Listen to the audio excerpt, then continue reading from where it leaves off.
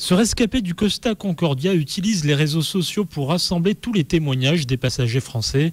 L'idée de créer un collectif a été lancée dans le bus qui les rapatriait d'Italie dans la nuit de samedi à dimanche. Pour que la justice française puisse être saisie, il faut qu'on puisse porter plainte et que plutôt que porter plainte chacun de son côté, on puisse le faire ensemble avec surtout en tête le fait de ne pas oublier que certains de nos compatriotes et d'autres sont décédés dans l'histoire et que toute la lumière doit être faite de façon à ce que ça ne se reproduise pas. Depuis cette catastrophe, lui et son épouse ont bien du mal à trouver le sommeil. Certaines images reviennent encore et encore par bribes avec des interrogations et de nombreuses zones d'ombre sur ce qui s'est passé.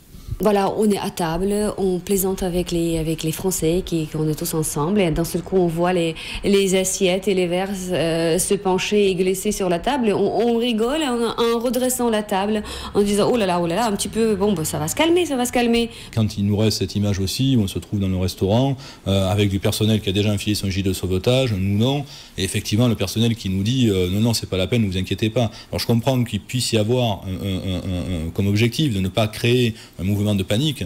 Ceci dit, le mouvement de panique vient du fait qu'ils ont mis, eux, leur gilet de sauvetage. Le couple aimerait savoir aussi pourquoi le commandant n'était plus à bord pour organiser l'évacuation des passagers.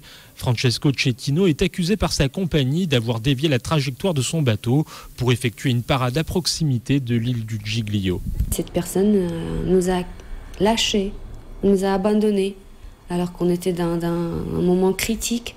Et quand on comprend avec quelle légèreté il a pris cette décision et le facteur comme ça, les gens ne comptent pas, c'est plus que décevant, c'est incompréhensible.